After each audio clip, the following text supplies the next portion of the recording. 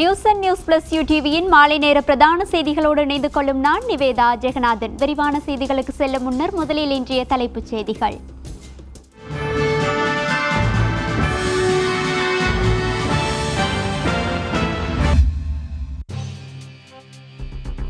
புனித ரமலான் பெருநாளை பிரார்த்தனைகளுடன் வீடுகளுக்குள் கொண்டாடிய முஸ்லிம்கள்.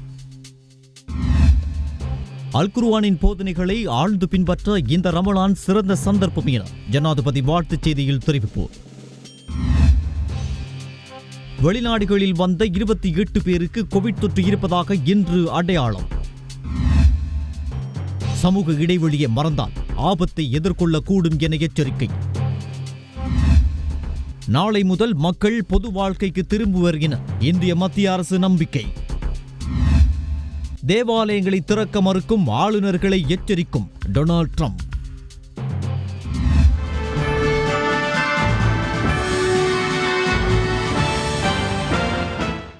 இனி விரிவான செய்திகள். உலக வாழ் முஸ்லிம்கள் இன்று புனித நோன்பு பெருநாளை கொண்டாடி வருகின்றனர். வீட்டிலிருந்தபடியே கொண்டாடிய இந்த பெருநாள் முஸ்லிம்களுக்கு புதியதொரு அனுபவமாகவே இருந்திருக்கும். இன்றைய தினம் நோன்பு பெருநாளை கொண்டாடி கொண்டிருக்கும் உலக வாழ் இஸ்லாமிய சகோதரர்கள் அனைவருக்கும் யூடிவியின் சார்பில் இனிய நோன்பு பெருநாள் நல்வாழ்த்துக்கள்.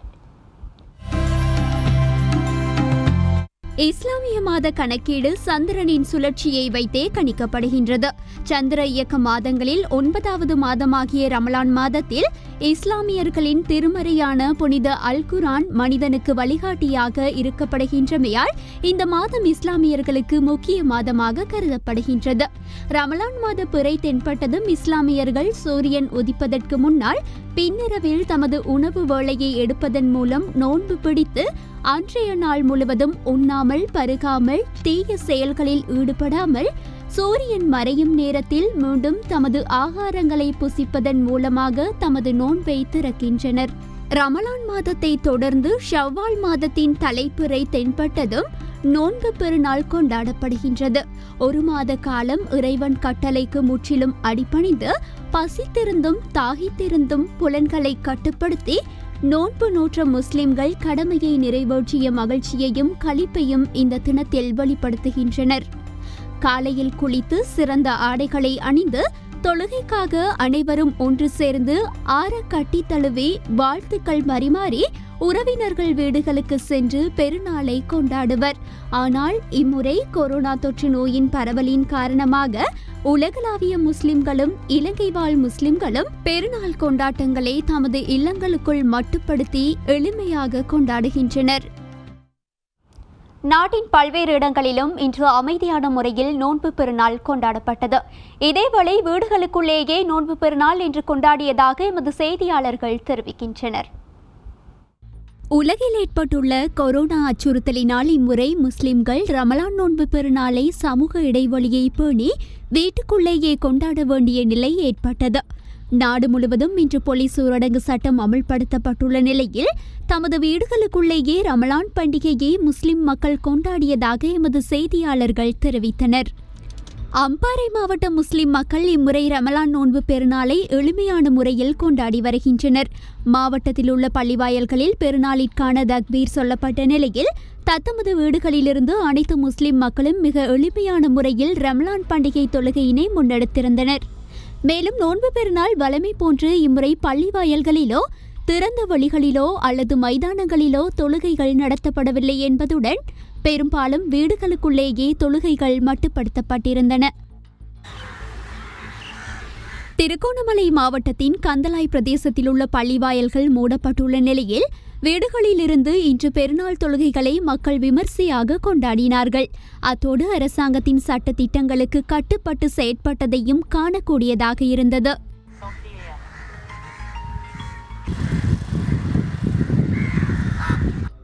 முல்லைத்தீவில் ரமலான் பண்டிகை தொழுகை முல்லைத்தீவு கீச்சிரப்புர பெரிய பள்ளிவாயலில் இடம்பெற்றுள்ளது. நாட்டின் அசாதாரண சூழல் காரணமாக பொதுமக்கள் ஒன்று கூடுவதை தவிர்க்கும் நோக்கோடு இன்றைய ரமலான் பெருநாள் முல்லைத்தீவு கீச்சிராப்புர பெரிய பள்ளிவாயலில் மௌலவி இக்லாஸ் அவர்களினால் தொழுகைகள் குறித்த நேரத்தில் பள்ளிவாயலில் இடம்பெற பொதுமக்கள் தங்களின் வீடுகளில் இருந்த வகையில் தொழுகையை மேற்கொண்டுள்ளனர்.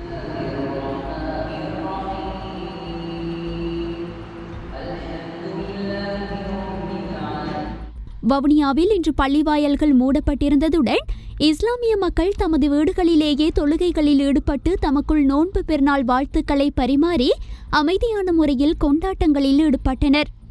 மலையகத்தில் வாழும் முஸ்லிம் மக்கள் சுகாதார நடைமுறைகளை பின்பற்றி ரமலான் பெருநாளை கொண்டாடினார்கள். அதே போல் நோன்பு காலத்திலேயும் நாங்கள் வளமை போல் பள்ளிக்கு செல்லாமல் இந்த முறை வீட்டில் தான் நாங்கள் தராவியாக தொழுந்தோம். அதுபோல் வந்திருக்கக்கூடிய நோய், கொடிய நோயிலிருந்து, கொரோனா தொற்று நோயிலிருந்து அனைத்து முஸ்லீம்களும், அதே போல் எங்களோடு வாழக்கூடிய அனைத்து சகோதரர்களும், தமிழ், சிங்கள, கிறிஸ்டியன்ஸ் அனைத்து சகோதரங்களையும், முழு உலகத்தில் வாழக்கூடிய அனைத்து சகோதரங்களையும் இதிலிருந்து நாங்கள் பாதுகாப்பு அல்லாஹ்கிட்ட தேடுகின்றோம். முன்னர் எப்போதும் இல்லாத வகையில் மிகவும் சிக்கலான பிரச்சினைகளுக்கு முழு உலகமும் முகம் கொடுத்துள்ள காலகட்டத்தில் ஏனைய மனிதர் பற்றிய சமூக பிரக்ஞை மற்றும் உலகக்கட்டுப்பாட்டின் மூலமே நல்ல சூழல் ஒன்றினை உருவாக்கிக் கொள்ள முடியும் என்பதே ரமலான் உலகிற்கு வழங்கும் செய்தி என ஜனாதிபதி கோட்டாபய ராஜபக்ச தெரிவித்துள்ளார். ரமலான் நோன்பு பெருநாளை முன்னிட்டு வெளியிட்டுள்ள வாழ்த்து செய்தியிலேயே ஜனாதிபதி இதனை தெரிவித்துள்ளார். உலகெங்கிலும் வாழும் இஸ்லாமியர்களுடன் இணைந்து ஈத் உல் ஃபித்ர் நோன்பு பெருநாளை கொண்டாடும் எமது நாட்டின் இஸ்லாமியர்களுக்கு எனது வாழ்த்துக்களை தெரிவித்துக் கொள்கின்றேன்.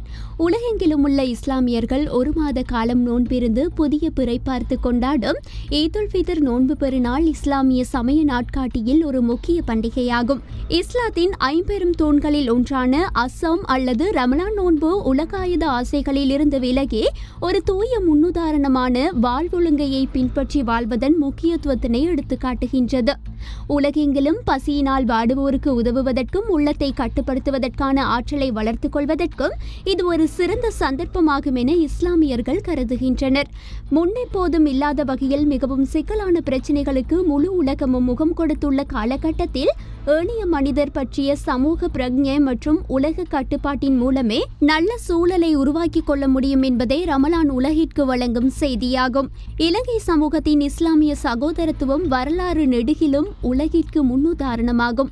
ஒரு சில தீவிரவாதிகளின் நடத்தைகளினால் அந்த சகோதரத்துவம் பாதிப்படைய நாம் இடமளிக்க கூடாது. தீவிரவாதம் இஸ்லாத்தின் அடிப்படை பெருமானங்களுக்கு எதிரானது என்பது உண்மையான இஸ்லாமியர்களின் நம்பிக்கையாகும். எனவே நம்பிக்கையினும் சந்தேகங்களை களைந்து புனித அல் குர்ஆனின் போதனைகளை ஆழ்ந்து பின்பற்றுவதற்கு இந்த ரமலான் சிறந்த சந்தர்ப்பமாகும் என நான் நம்புகின்றேன்.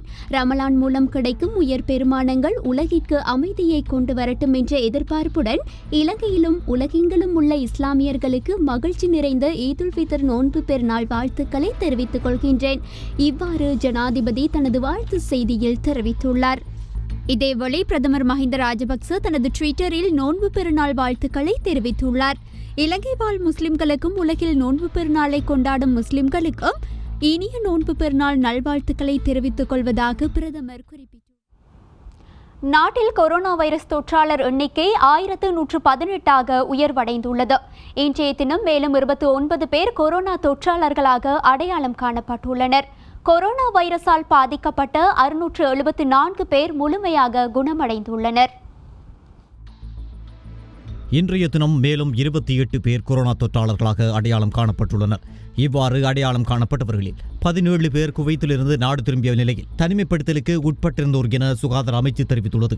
நேற்றைய தினம் நாட்டில் 21 கோவிட் தொற்றாளர்கள் இனம் காணப்பட்டிருப்பதாகவும் இதில் 19 பேர் கடற்படையை சேர்ந்தவர்கள் எனவும் ஏனைய 2 துபாயிலிருந்து இலங்கை வந்து தனிமைப்படுத்தலுக்கு உட்படுத்தப்பட்டவர்கள் எனவும் ராணுவ தளபதி சவேந்திர சில்வா தெரிவித்துள்ளார்.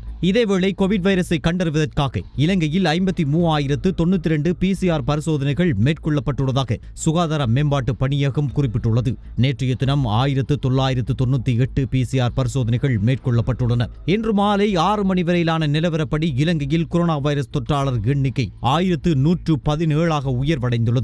இதில் 626 பேர் கடற்படையை சேர்ந்தவர்கள் என்பதோடு இதுவரை 293 கடற்படை வீரர்கள் பூரணமாக குணமடைந்துள்ளனர். மொத்தமாக கொரோனா வைரஸால் பாதிக்கப்பட்ட 674 பேர் இதுவரை குணமடைந்துள்ளனர். நாடளாவிய ரீதியிலுள்ள வைத்தியசாலைகளில் 423 பேர் தொடர்ந்தும் சிகிச்சை பெற்று வருகின்றனர். கோவிட் தொற்று இருக்கலாம் என்ற சந்தேகத்தின் அடிப்படையில் 101 பேர் நாடளாவிய ரீதியில் உள்ள வைத்தியசாலைகளில் சிகிச்சை பெற்று வருகின்றனர். இதேவேளை மாவட்ட ரீதியில் கொழும்பு மாவட்டத்திலேயே அதிக அளவிலானோர் இதுவரை பாதிக்கப்பட்டுள்ளனர். கொழும்பு மாவட்டத்தில் 150 பேரும், புத்தள மாவட்டத்தில் 35 பேரும், கம்பகா மாவட்டத்தில் 36 பேரும், களுத்துறை மாவட்டத்தில் 34 பேரும் இனம் காணப்பட்டுள்ளனர். கடற்படையை சேர்ந்த 626 பேர் தொற்றாளர்களாக இனம் காணப்பட்டுள்ளனர். நாட்டில் கோவிட் தொற்றினால் பாதிக்கப்பட்டவர்களில் 56% கடற்படை வீரர்கள் என்பதோடு தொற்றாளர்களில் 58.7% இதுவரை குணமடைந்துள்ளனர்.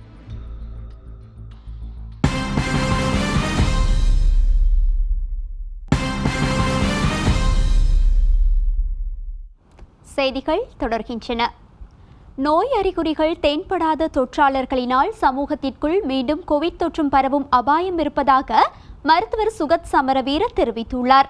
இதனால் மக்கள் அன்றாட வாழ்க்கைக்கு திரும்பினாலும் சமூக இடைவெளியை பேணுவது அத்தியாவசியமானது என்றும் அவர் குறிப்பிட்டார். கொழும்பில் இன்று நடைபெற்ற செய்தியாளர் சந்திப்பில் வைத்தே அவர் இதனை தெரிவித்தார். පහුගිය දවස්වල සති 3කට අධික කාලයක් අපි දැක්කේ අපේ සමාජය තුළින් COVID-19 රෝගීන් වාර්තා නොවීම. 3 வாரங்களாக சமூகத்திற்குள் எந்த ஒரு கோவிட் தொற்றாளரும் அடையாளம் காணப்படவில்லை. இதன் அடிப்படையிலேயே அன்றாட வாழ்க்கையை வலிமைக்கு திருப்ப ஊரடங்கு சட்டம் தளர்த்தப்பட்டுள்ளது. எனினும் இதனால் கோவிட் அச்சுறுத்தல் முழுமையாக நீங்கிவிட்டதாக அர்த்தப்படுத்த முடியாது. நோய் அறிகுறிகள் தென்படாத தொற்றாளர்கள் எம்மத்தியில் இருக்க முடியும். மீண்டும் பொதுமக்கள் பொது வாழ்க்கைக்கு திரும்பும் போது அறிகுறிகள் தென்படாதவர்கள் எம்மத்தியில் உலாவக்கூடும். இதனால் மீண்டும் கோவிட் வைரஸ் தலை தூக்கும் அச்சுறுத்தல் ஏற்படலாம். எனவே இந்த நிலையை மறந்து நெரிசலாக செயற்பட்டால் ஆபத்தை எதிர்கொள்ள நேரிடலாம். இதனால் சமூக இடைவெளியை பேணுவது அவசியமாகும். கோவிட் வைரஸ் அச்சுறுத்தலை வெற்றி கொள்வதற்கு இன்னும் நீண்ட தூரம் பயணிக்க வேண்டியுள்ளது. உலகில் வேறெங்காவது கோவிட் வைரஸ் இருக்குமானால் இலங்கையர்கள் பாதுகாப்பாக இருப்பதாக எண்ண முடியாது. இந்த சந்தர்ப்பத்திலாவது கோவிட் வைரஸினால் மீண்டும் பாதிக்கப்படக்கூடும். குறிப்பாக மீனவர்கள் அவதானமாக செயற்பட வேண்டும். இந்தியாவில் கோவிட் வைரஸ் தொற்றாளர்கள் தொடர்ச்சியாக அடையாளம் காணப்படுகின்றனர். எமது மீனவர்கள் இந்திய மீனவர்களுடன் தொழில் ரீதியாக தொடர்புபடும் போது இந்த வைரஸ் மீண்டும் இலங்கைக்கு காவப்படும் அபாயம் இருக்கிறது. இதனால் மீனவர்கள் அவதானமாக செயற்பட வேண்டும் என கேட்டுக்கொள்கிறேன். அத்துடன் அரசாங்கம் கடல் எல்லைகளின் பாதுகாப்பை பலப்படுத்த வேண்டும். எனவே சமூக இடைவெளியை பேணுவதும் சுகாதார அறிவுரைகளை பின்பற்றுவதும் மிக முக்கியமானதாகும். தொடர்ந்தும் பின்பற்றுமாறும் நாங்கள் பொதுமக்களிடம் வேண்டிக் கொள்கிறோம். අපි මතක තබා ගන්න ඕන දෙයක් තමයි ලෝකයේ කොහේ හරි COVID-19 රෝගය තියෙනවා නම් අපේ ලංකාව 100% ආරක්ෂිත නැහැ. කොයි මොහොතක හරි අපි COVID-19 இன்றும் நாளையும் நாடு முழுவதும் ஊரடங்கு சட்டம் அமுல்படுத்தப்பட்டுள்ளது. எதிர்வரும் 26ஆம் தேதி அதிகாலை 4 மணி வரை இந்த ஊரடங்கு அமுலில் இருக்கும் என அறிவிக்கப்பட்டுள்ளது. கொரோனா வைரஸ் பரவல் கட்டுப்பாட்டுக்குள் கொண்டுவரப்பட்டுள்ளதை அடுத்து ஊரடங்கு சட்டத்தை கிரமமாக தளர்த்துவதற்கு அரசாங்கம் தீர்மானித்துள்ளது. இதன்படி 26ஆம் தேதி முதல் ஊரடங்கு சட்டத்தை மேலும் தளர்த்துவதாக ஜனாதிபதி ஊடக பிரிவு அறிவித்துள்ளது. 26ஆம் தேதி செவ்வாய்க்கிழமை முதல் அனைத்து மாவட்டங்களிலும் இரவு 10 மணி முதல் அதிகாலை 4 மணி வரை மட்டும் நடைமுறைப்படுத்தப்படும் என ஜனாதிபதி ஊடக பிரிவு அறிவித்துள்ளது. அத்துடன் 26ஆம் தேதி செவ்வாய்க்கிழமை முதல் கொழும்பு, கம்பஹா தவிர்ந்த ஏனைய மாவட்டங்களுக்கு இடையிலான போக்குவரத்து அனுமதியும் வழங்கப்பட்டுள்ளது. எவ்வாறாயினும் இன்றும் நாளையும் நாடளாவிய ரீதியில் ஊரடங்கு சட்டம் அமுல்படுத்தப்பட்டுள்ளது. இதன்படி இன்று காலை முதல் வீதி சோதனை சாவடிகளில் போலீசார் வாகனங்களை பரிசோதனைக்கு உட்படுத்தியதை காண முடிந்தது. இதேவேளை இன்று காலை 6 மணியுடன் நிறைவடைந்த 24 மணித்தியாலத்தில் 515 பேர் கைது செய்யப்பட்டுள்ளதுடன் 152 வாகனங்களும் போலீசாரின் கட்டுப்பாட்டுக்குள் கொண்டு வரப்பட்டுள்ளன. கடந்த மார்ச் மாதம் 20ஆம் தேதி முதல் இதுவரையான காலத்தில் ஊரடங்கு சட்டத்தை மீறிய சுமார் 62,677 பேர் கைது செய்யப்பட்டுள்ளனர். இந்த காலப்பகுதியில் 17,612 வாகனங்களும் போலீசாரின் கட்டுப்பாட்டுக்குள் கொண்டுவரப்பட்டுள்ளதாக போலீஸ் தலைமையகம் மேலும் தெரிவித்துள்ளது. ஊரடங்கு சட்டத்தை மீறிய குற்றச்சாட்டில் கைது செய்யப்பட்டவர்களில் 7,661 பேருக்கு எதிராக வழக்கு பதிவு செய்யப்பட்டு தண்டனை வழங்கப்பட்டுள்ளது. இதேவேளை ஊரடங்கு சட்டம் தளர்த்தப்படும் அடுத்த வாரம் முதல் பொது போக்குவரத்து சேவையை ஆரம்பிக்க நடவடிக்கை எடுக்கப்பட்டுள்ளதாக போக்குவரத்து துறை அமைச்சர் மஹிந்த அமரவீர தெரிவித்துள்ளார். நாட்டின் நிலைமை கட்டம் கட்டமாக சீராகி வரும் நிலையில் மக்கள் போக்குவரத்து சேவையை மீண்டும் வழமைக்கு கொண்டு வருவதற்கான ஏற்பாடுகளை போக்குவரத்து அமைச்சு தயார் நிலையில் வைத்திருப்பதாகவும் அவர் சுட்டிக்காட்டினார். அநேகமாக அடுத்த வாரம் 26ஆம் தேதிக்கு பின்னர் நாடு வழமைக்கு திரும்பும் என எதிர்பார்க்கின்றேன். சுகாதார அமைச்சு முழுமையான பச்சை கொடி காட்டினால் போக்குவரத்து சேவை வழமைக்கு திரும்பும். அதன்படி மாகாணங்களுக்கு இடையில் பஸ் போக்குவரத்து முன்னெடுக்கப்படும் என்றும் அமைச்சர் தெரிவித்தார். இதேவேளை போக்குவரத்து சேவை வழமைக்கு திரும்பினாலும் பஸ் மற்றும் ரயில் ஆசனங்களின் எண்ணிக்கைக்கு ஏற்ற பயணிகள் மட்டுமே அதில் பயணிக்க அனுமதிக்கப்படும் என்றும் அமைச்சர் உறுதியாக தெரிவித்துள்ளார். கடந்த காலங்களில் போன்று அளவுக்கு அதிகமான பயணிகளை பஸ் மற்றும் ரயிலில் பயணிக்க அனுமதிக்க முடியாது. நிலைமை வழமைக்கு திரும்பினாலும் சுகாதார விதிமுறைகளை பயணிக்க பின்பற்ற வேண்டியது கட்டாயமாகும். நிலைமை வழமைக்கு திரும்பினாலும் சுகாதார விதிமுறைகளை பயணிகள் பின்பற்ற வேண்டியது கட்டாயமாகும். இதனை கண்காணிக்கும் பொறுப்பினை போக்குவரத்து போலீசார் மற்றும் ரயில் நிலைய அதிகாரிகளிடம் ஒப்படைத்துள்ளோம் என்றும் அமைச்சர் தெரிவித்தார். எவ்வாறாயினும் பொதுமக்கள் தமது பாதுகாப்பு தொடர்பில் விழிப்புணர்வுடன் இருக்க வேண்டியது கட்டாயம். போலீசார் கட்டுப்படுத்தினாலும் இல்லாவிட்டாலும் அவர்கள் கட்டுப்பாட்டு விதிமுறைகளை பின்பற்றி நடப்பதே சாலச் சிறந்தது என்றும் அமைச்சர் தெரிவித்தார். ප්‍රමාණයට යම් මට්ටමක මගින් වැඩිවීමක් තියෙනවා. මගින්ගේ අවශ්‍යතාවය අනුව අපේ සම්පූර්ණ දුම්රිය සේවාවන් යොදවන්නේ ලබන සතියේ ඉඳලා අපි කටයුතු කරනවා. මගින්ට කරදරයක් නොවන ආකාරයට. ඒ වගේම අපි බලාපොරොත්තු கோவிட்-19 தொற்று நோய் காரணமாக பங்களாதேஷில் சிக்கியிருந்த 276 இலங்கையர்கள் டாக்கா விமான நிலையத்திலிருந்து இன்று அதிகாலை நாட்டை வந்தடைந்துள்ளனர். கொரோனா வைரஸ் பரவல் காரணமாக பல நாடுகளிலும் சிக்கி தவிக்கும் இலங்கையர்களை மீண்டும் நாட்டுக்கு அழைத்து வரும் நடவடிக்கைகள் தொடர்ச்சியாக முன்னெடுக்கப்பட்டு வருகின்றன. இந்நிலையில் பங்களாதேஷில் சிக்கி தவித்த 276 பேர் விசேட விமானம் மூலம் நாட்டுக்கு அழைத்து வரப்பட்டுள்ளனர். இவர்கள் ஸ்ரீலங்கன் ஏர்லைன்ஸிற்கு சொந்தமான UL 1423 ரக விமானம் மூலம் நாட்டுக்கு அழைத்து வரப்பட்டுள்ளனர். இவ்வாறு வருகை தந்தவர்களும் அவர்களின் உடைமைகள் அடங்கிய பைகளும் கிருமி தொற்று நீக்கம் செய்யப்பட்டன. பின்னர் அவர்களின் உடல் வெப்பநிலை பரிசோதிக்கப்பட்ட நிலையில் அவர்கள் எவரும் கோவிட்-19 தொற்றுக்கு உள்ளாகவில்லை என கண்டறியப்பட்டனர். அதன் பின்னர் அவர்கள் இராணுவத்தின் உதவியுடன் தனிமைப்படுத்தல் மத்திய நிலையங்களுக்கு அழைத்து செல்லப்பட்டுள்ளனர். අද වන විට මෙරටට ගෙන්වා ගන්නටය කියලා විදේශ කටයුතු අමාත්‍යංශයට දැනුම් දී තිබෙන සංඛ්‍යාව 41,000ක් පමණ වන බව වාර්තා වෙනවා. සෑම බදාද දිනකම அரசாங்கம் வெளிநாடுகளில் இருந்து பலரை கட்டம் கட்டமாக நாட்டுக்கு அழைத்து வந்து கொண்டிருக்கிறது.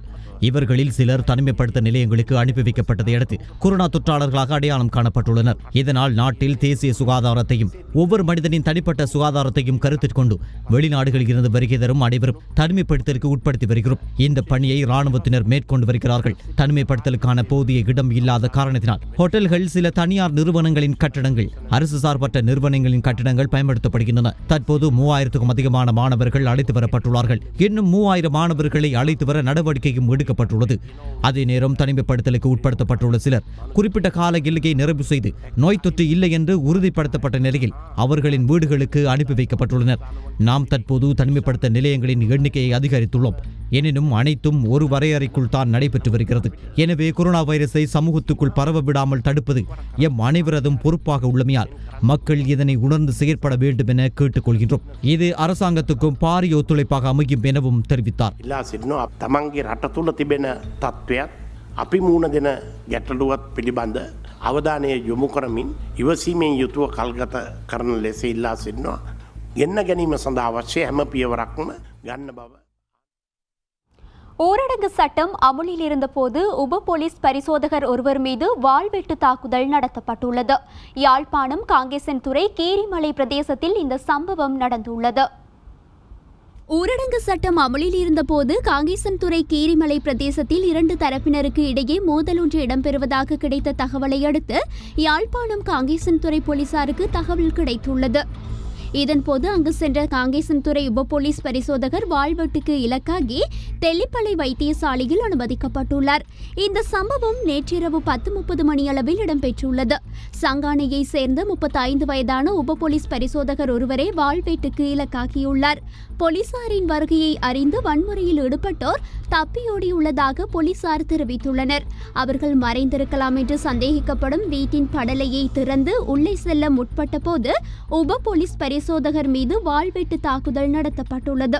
இதனை தடுக்க முற்பட்ட அவருக்கு கையில் வெட்டு விழுந்துள்ளது.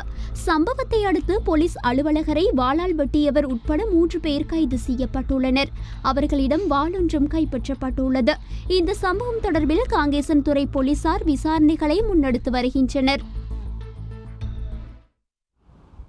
குழந்தைகளை வெகுவாக பாதிக்கும் உலக நாடுகள் சிலவற்றில் பதிவான கவாசாகி என்ற நோய் தற்போது இலங்கையிலும் காணப்படுவதாக லேடி ரிச்வே சிறுவர் வைத்தியசாலையின் விசேட வைத்தியர் தீபல் பெரேரா தெரிவித்துள்ளார். கொரோனா வைரஸ் தொற்றுடன் உலக நாடுகள் சிலவற்றில் பதிவான கவாசகி என்ற நோய் தற்போது இலங்கையிலும் காணப்படுவதாக லேடி ரிஜ்வே அம்மையார் சிறுவர் வைத்தியசாலையின் விசேட வைத்திய நிபுணர் தீபல் பெரேரா தெரிவித்துள்ளார். இந்த நோய் ஏற்கனவே இருந்தாலும் தற்போது கொரோனா தொற்றுக்கு மத்தியில் அமெரிக்கா, பிரிட்டன் உள்ளிட்ட மேற்கத்திய நாடுகளில் தற்போது காணப்படுவதாக தெரிவித்த விசேட வைத்திய நிபுணர், நாட்டில் கொரோனா வைரஸ் பரவலுக்கு மத்தியில் இந்த நோய் குழந்தைகள் மத்தியில் தற்போது பரவுவதால் பெற்றோர் மிகுந்த அவதானத்துடன் செயற்பட வேண்டும் என்றும் அறிவுறுத்தினர். 5 வயதிற்கு உட்பட்ட பிள்ளைகளையே இந்த நோய் பாதிக்கிறது என்று தெரிவித்த அவர், 5 நாட்களுக்கு மேல் காய்ச்சல், பின்னர் நாக்கு சிவந்து ஸ்ட்ராபெரி போன்று தோற்றமளித்தல், தோலில் ஏற்படும் சிவப்பு நிறமான பருக்கள், தோல் உரிதல், உதடு கண் சிவந்து வீக்கமடைதல், கழுத்தில் சொறி போன்றவையே இந்த நோயின் அறிகுறிகளாகும் என்றார். இலங்கையில் பொதுவாக வருடத்தில் கவாசகி நோயினால் பாதிக்கப்படும் நோயாளர்களின் எண்ணிக்கை 50க்கும் 100க்கும் இடையில் காணப்படுகிறது. இருப்பினும் கொரோனா வைரஸ் தொற்றை அடுத்து உலகில் குழந்தைகள் மத்தியில் இந்த நோய் வேகமாக பரவும் தன்மை காணப்படுவதாக அவர் தெரிவித்தார். தற்போது இந்த நோய்க்கான அறிகுறிகள் தென்பட்டால் பெற்றோர் கூடுதலான கவனம் செலுத்த வேண்டும். இந்த நோய் ஒருவரிடமிருந்து மற்றொருவருக்கு பரவாத போதிலும் அவதானமாக இருக்க வேண்டும் என்றார். மனித உடலில் குருதியை கொண்டு செல்லும் நாடியில் காணப்படும் அழற்சியினால் இந்த நோய் ஏற்படுகிறது. இந்த நோய் நடுத்தர அளவுள்ள நாடிகளை தாக்குகிறது. அதனால் இதயத்திற்கு இரத்தத்தை கொண்டு செல்லும் நாடிகளில் வீக்கம் ஏற்படும் போது இதயத்திற்கு பாதிப்பு ஏற்படலாம். இது ஒரு தன்னுடல் தாக்கும் நோய் என்பதோடு குழந்தைகளின் இதயத்தை பாதிக்கும் ஆபத்து உள்ளது. குறிப்பாக இந்த நோய் 5 முதல் 12 வயது வரையான பிள்ளைகளையே பெரும்பாலும் பாதிக்கிறது. எனவே இந்த நோய்க்கான அறிகுறிகள் தென்பட்டால் உடனடியாக சிறுவர் வைத்திய நிபுணரை நாட வேண்டும் என்று விசேட வைத்திய நிபுணர் தீபல் பெரியரா மேலும் தெரிவித்தார்.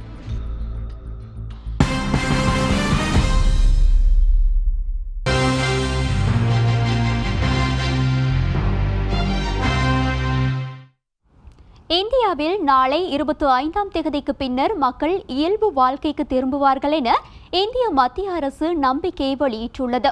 இதேவேளை இந்தியாவில் அதிகபட்சமாக ஒரே நாளில் 6767 பேருக்கு கொரோனா தொற்று இருப்பது உறுதி செய்யப்பட்டுள்ளது.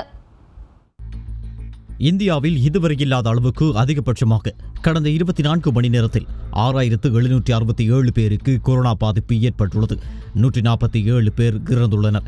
தற்போது இந்தியாவில் 1,31,960 பேர் கொரோனா தொற்றினால் பாதிக்கப்பட்டுள்ளனர். நாளை 25ஆம் தேதிக்கு பின்னர் இந்தியாவில் 870 விமானங்கள் மற்றும் 200 ரயில்கள் இயக்கப்பட உள்ள நிலையில் மக்கள் கொரோனாவில் இருந்து விடுபட்டு இயல்பு வாழ்க்கைக்கு திரும்புவார்கள் என மத்திய அரசு நம்பிக்கை வெளியிட்டுள்ளது. கொரோனா வைரஸ் பரவலை தடுக்க 3 கட்டங்களாக ஊரடங்கை கடைபிடிக்க உத்தரவிட்டிருந்த மத்திய அரசு 4ஆம் கட்ட முடக்கத்தில் தளர்வுகளை அறிவித்துள்ளது.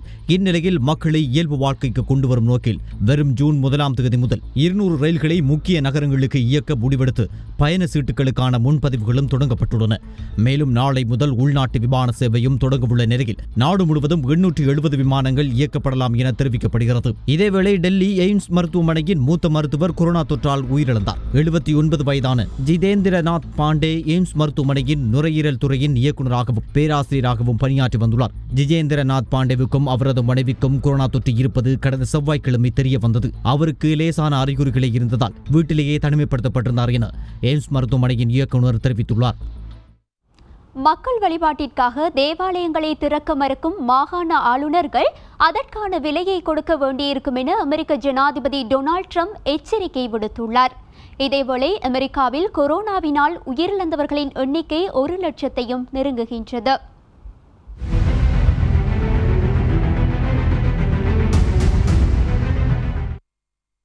அமெரிக்காவில் கொரோனா உயிரிழப்பு 1,00,000 நெருங்கியுள்ளது. 16 லட்சத்துக்கும் அதிகமானோர் பாதிக்கப்பட்டுள்ளனர். இந்நிலையிலும் எதிர்வரும் நவம்பர் மாதம் நடைபெறவுள்ள ஜனாதிபதி தேர்தலினை முன்னிட்டு ஊரடங்கு உத்தரவை தளர்த்துமாறு மாகாண அரசுகளை ட்ரம்ப் வலியுறுத்தி வருகிறார். இதுகுறித்து ஊடகங்களுக்கு கருத்து வெளியிட்டுள்ள அமெரிக்க ஜனாதிபதி ட்ரம்ப், பல மாகாணங்கள் மதுபான விடுதிகள், உணவகங்கள், வணிக வளாகங்களை திறந்துள்ளன. தேவாலய வழிபாடும் அத்தியாவசியமானதுதான். மக்கள் ஒற்றுமைக்கு தேவாலயங்கள் உதவுகின்றன. அதனால் தேவாலயங்கள், மசூதிகள், யூத வழிபாட்டு தலங்களை மாகாண அரசுகள் உடனே திறக்க வேண்டும். தவறினால் அதற்கான விலையை கொடுக்க வேண்டியிருக்கும் என எச்சரிக்கை விடுத்துள்ளார். இதேவேளை நோய் பரவல் தடுப்பு குழு தேவாலயங்களை திறப்பது தொடர்பான விதிமுறைகளை வெளியிட்டுள்ளது. கடந்த மார்ச் மாதத்திற்கு பிறகு முதன்முறையாக அமெரிக்காவின் நியூயார்க் நகரத்தில் கொரோனா மரண எண்ணிக்கை 100க்கும் குறைவாக பதிவாகியுள்ளது. பிரித்தானியாவில் கடந்த 24 மணித்தியாலங்களில் 282 கொரோனா உயிரிழப்புகள் பதிவாகியுள்ளன. மொத்த மரணங்கள் 37,000 அண்மித்துள்ளது. அத்துடன் 2,959 பேர் புதிய தொற்றாளர்களாக அடையாளம் காணப்பட்ட நிலையில் இதுவரை 2,60,000 பேர் வரை பாதிக்கப்பட்டுள்ளனர். பிரேசிலில் நேற்று சனிக்கிழமை கொரோனா வைரஸ் காரணமாக 965 பேர் இறந்துள்ளனர். இதுவரை இங்கு கொரோனா வைரஸினால் உயிரிழந்தவர்களின் எண்ணிக்கை 22,013 அதிகரித்துள்ளது. அத்துடன் நேற்று சனிக்கிழமை மட்டும் 16,508 பேருக்கு தொற்று ஏற்பட்டுள்ளது. இதுவரை 3,47,398 பேர் இங்கு பாதிக்கப்பட்டுள்ளனர். தொற்று எண்ணிக்கையில் ரஷ்யாவை பின்னுக்கு தள்ளி அமெரிக்காவுக்கு அடுத்த இடத்தில் பிரேசில் உள்ளது. கொரோனா பிரச்சினையை கையாள பிரேசில் ஜனாதிபதி சைர் பொல்சனாரு சரியான நடவடிக்கை எடுக்காததே இங்கு கொரோனா பூதாகரமாக அதிகரிக்க காரணம் என விமர்சனங்களும் எழுந்துள்ளன. ரஷ்யாவில் கொரோனா வைரஸ் தொற்றினால் கடந்த 24 மணித்தியாலங்களில் மட்டும் 9,434 பேர் பாதிக்கப்பட்டுள்ளதோடு 139 பேர் உயிரிழந்துள்ளதாக ரஷ்யாவின் கொரோனா வைரஸ் நெருக்கடியை கண்காணிக்கும் மையம் தெரிவித்துள்ளது. இதன் மூலம் தொடர்ச்சியாக 8வது நாளாக 10,000க்கும் குறைவான பாதிப்பு எண்ணிக்கை பதிவாகியுள்ளது. உலக அளவில் அதிக பாதிப்பை எதிர்கொண்டுள்ள 2வது நாடான ரஷ்யாவில் வைரஸ் தொற்றுக்கு இதுவரை மொத்தமாக 3,388 பேர் உயிரிழந்துள்ளனர். இதேபோல வைரஸ் தொற்றால் பாதிக்கப்பட்டவர்களின் மொத்த எண்ணிக்கையும் 3,35,882 உள்ளது. ஜெர்மனியில் தேவாலயத்தில் நடந்த பிரார்த்தனை கூட்டத்தில் பங்கேற்ற 40 பேருக்கு கொரோனா தொற்று ஏற்பட்டுள்ளது. ஜெர்மனியில் பொது முடக்கம் தளர்த்தப்பட்ட பிறகு கடந்த மே 10ஆம் தேதி அன்று பிராங்க்பர்ட்டில் உள்ள தேவாலயத்தில் நடந்த பிரார்த்தனை கூட்டத்தில் இவர்கள் பங்கேற்றுள்ளனர். ஏனைய ஐரோப்பிய நாடுகளை விட ஜெர்மனியில் குறைந்த எண்ணிக்கையிலான கொரோனா தொற்றும் மரண எண்ணிக்கையும் பதிவாகியிருந்தது. இதனால் பொது முடக்கத்தை தளர்த்துவதற்கு ஜெர்மனி அரசாங்கம் தீர்மானித்திருந்தது. ஜெர்மனியில் இதுவரை 1,77,850 பேருக்கு தொற்று ஏற்பட்டுள்ளது. 8,216 பேர் உயிரிழந்துள்ளனர். ஈரானில் கொரோனா வைரஸ் கட்டுப்பாட்டு நடவடிக்கையாக முடக்கப்பட்டிருந்த சேவைகளை மீண்டும் ஆரம்பிக்க ஈரான் அரசாங்கம் தீர்மானித்துள்ளது. கொரோனா தொற்று பரவிய ஆரம்பத்தில் மிகப்பெரிய இழப்பினை சந்தித்திருந்த ஈரான் தொற்று பரவலை கட்டுப்படுத்த பல கடுமையான கட்டுப்பாடுகளை விதித்திருந்தது. இந்நிலையில் அவற்றில் பெரும்பாலான கட்டுப்பாடுகளை தளர்த்த ஈரான் அரசாங்கமே தற்போது தீர்மானித்துள்ளது. இதன் அடிப்படையில் வர்த்தக நிலையங்கள், மதஸ்தலங்கள், கலாசார நிலையங்கள் உள்ளிட்ட சில பகுதிகள் மக்கள் பாவனைக்கு திறந்துவிடப்பட உள்ளதாக அறிவிக்கப்பட்டுள்ளது. முதற்கட்டமாக ஈரானில் உள்ள தொல்பொருள் கலாசாலைகள், கலாசார நிலையங்கள் இன்று முதல் திறப்பதாக அறிவிக்கப்பட்டுள்ளது. ரமலான் பண்டிகை கொண்டாடும் நிலையில் ஈரான் இந்த அறிவிப்பை வெளியிடுவதாக ஈரான் ஜனாதிபதி ஹசன் ரோஹானி தெரிவித்துள்ளார்.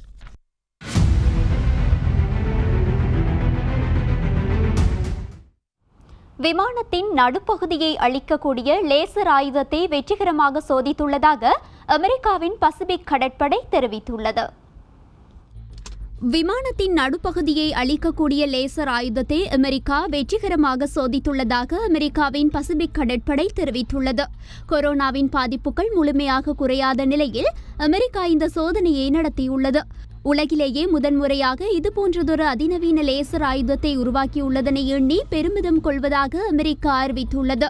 ராணுவ பலத்தில் முதன்மை வகிக்கும் அமெரிக்கா இந்த லேசர் சோதனை தொடர்பான ஒளிப்படங்களையும் காணொலியையும் வெளியிட்டுள்ளது.